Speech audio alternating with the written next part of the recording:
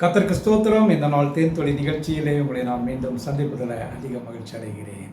இந்த வேளையில் கூட நாம் தொடர்ந்து பணம் என்கிறதான காரியத்தை குறித்து சிந்தித்து கொண்டு வருகிறோம். நேற்றைய தினத்தில் பணம் எல்லா தீமைக்கும் வேர் என்று பார்த்தோம். இந்த வேர் தீமை எப்படி நடக்கிறது, பலர் அதை இச்சித்து தங்களை கெடுத்து கொண்டார்கள் என்று பார்க்கிறோம். வேதத்திலே ஆண்டவராய் இயேசு கிறிஸ்துவுக்கு 12 சீஷர்கள் இருந்தார்கள். அவர்களிலே ஒருவன் அவரை காட்டி கொடுத்தான். எல்லாருக்கும் தெரியும், 30 வெள்ளிக்காசுக்கு இயேசுவை காட்டி கொடுத்தான். பணத்துக்காக தான் அவன் அவரை காட்டி கொடுத்தான் என்று பார்க்கிறோம். பணம் அவர்களை பரிசேரும் சத்சேரும் அவனிடத்தில் வந்து நயமாக பேசி பணத்தை கொடுக்கிறேன், நீ அவரை காட்டி கொடு என்று சொன்னார்கள். இப்படியாக ஒரு 30 வெள்ளிக்காசுக்கு பணத்துக்காக இந்த யூதாஸ் அவரை இயேசுவை காட்டி கொடுத்தான் என்று பார்க்கிறோம். அதே நேரத்தில் இந்த யூதாசனுடைய குணம் எப்படி என்று சொன்னால், எப்பொழுது பார்த்தாலும் பணம் பணம் பணம், இதை தான் அவன் சிந்தித்து கொண்டிருந்தான். யோவான் எழுதின சுவிசேஷம் 12ஆம் அதிகாரத்தில் ஒரு சம்பவம் நடந்தது. ஒரு பெண் தன்னிடத்தில் இருந்ததான விலையேற பெற்ற நலதம் என்கிறதான தைலத்தை, அந்த குப்பியை உடைத்து இயேசுனுடைய பாதத்திலே அவைகளை ஊற்றி தன்னுடைய கூந்தலினாலே அவருடைய முடிகளினாலே அவரை கழுவினாள் என்று பார்க்கிறோம். அப்பொழுது ஒரே ஒரு மனிதன், மற்றவர்கள் அல்ல, மற்ற சீஷர்கள் அல்ல, அங்கே கூடியிருந்தவர்கள் அல்ல, பரிசேயர் அல்ல, சத்சேயர், மற்ற காரியங்கள் அவர்கள் அல்ல.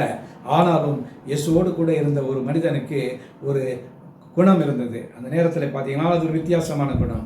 அவன் என்ன சொல்கிறான் பாருங்க, இதை 300 பணத்துக்கு விற்று தரித்திரருக்கு கொடுக்கலாமே என்று சொல்கிறான்.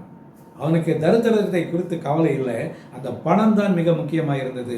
இந்த பணம் வீணடிக்கப்படுகிறது, இதை இவருடைய வீணாக அதை இயேசுனுடைய பாதத்தில் உடைத்து வீணடிக்கிறாளே என்று பார்த்தார். அவன் ஒரு திருடனாக இருந்தபடியினாலே பணத்தை குறித்து தான் அவனுக்கு ஒரு கவனமாக இருந்தபடியினாலே இந்த நேரத்தில் பார்க்கும் பொழுது அது அதிக வேதனையாக இருக்கிறது. இயேசுக்கு அது வேதனை கொடுத்தது. அவளை விட்டுவிடு, அவளினுடைய அடக்க ஆராதனைக்காக இதை அவள் செய்கிறாள் என்றெல்லாம் அவர் சொல்லுகிறார். அந்த வேளையில் அந்த யூதாசனுடைய சுவாபம் பணம் பணம் பணம். அந்த பணத்தை, அந்த காரியத்தை 300 ரூபாய்க்கு விற்று அவன் என்ன சொல்கிறான், ஏழைகளுக்கு கொடுக்குறான். ஏழைகளுக்கு கொடுப்பதற்கு நிறைய ஆட்கள் இருக்கிறாங்க. ஆனால் இவனுடைய எண்ணம் வித்தியாசமாக இருந்தது. ஏன்னால் அவன் பணப்பையை சுமக்கிறவனாக இருந்தான். ஆகவே நாம் யூதாஸை போல இருக்கக்கூடாது. பணத்தின் மீது எந்த விதமான ஒரு தாக்கம் நமக்கு இருக்கக்கூடாது. பண ஆசை இல்லாதவர்களாக இந்த உலகத்திலே வாழ வேண்டும். அப்படியே நமக்கு போதுமான பணம் நமக்கு இந்த உலகத்திலே இருந்தால் போதும். உண்ண உணவும் உடுக்க உடையும் இருக்க ஒரு இடம் இருந்தால் போதும். அதை வைத்துக்கொண்டு நம்முடைய விசுவாச வாழ்க்கையை நடத்த முடியும். போதும் என்கிற மனமே பொன் செய்யும் மருந்து என்று ஒரு நல்ல ஒரு பழமொழி இருக்கிறது. அப்படியே பார்க்குவோன்னு சொன்னால் நமக்கு வருகிற வருமானம் போதுமானதாக இருக்கிறது. ஆகவே கிறிஸ்துவுக்குள் பிரியமானவர்களே, இந்த பண ஆசை இல்லாதவர்களாக இந்த உலகத்திலே வாழ்வோம். நமக்கு எந்த விதத்திலும் நம்முடைய பணம், பொருட்கள் எல்லாமே பரலோகத்திலே பொக்கிஷத்தில் இருக்க வேண்டும். அங்கே இருக்கும் என்று சொன்னால் அதை பூச்சியோ துருவோ திருடரோ அதை அழிக்க முடியாது, அதை கெடுக்க முடியாது. ஜெபிப்போமா. நல்ல ஆண்டவரே, நன்றியோடு துதிக்கிறோம், ஸ்தோத்திரிக்கிறோம்.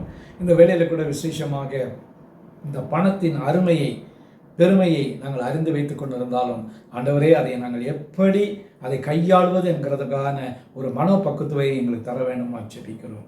ஆசீர்வதிங்க. பொருளாதாரத்தில் எங்களுக்கு போதும்ங்கிறதான மனதை நீங்கள் தர வேண்டும் ஜெபிக்கிறோம். காத்துக்கொள்ளுங்க, வழிநடத்துருங்க. மீட்பர் இயேசுவின் நாமத்தில் ஜெபிக்கிறேன் நல்ல பிதாவே. ஆமென், ஆமென். கர்த்தர் உங்களை ஆசீர்வதிப்பாராக. இந்த நாள் உங்களுக்கு ஒரு ஆசீர்வாதமான ஒரு நாளாக அமையட்டும்.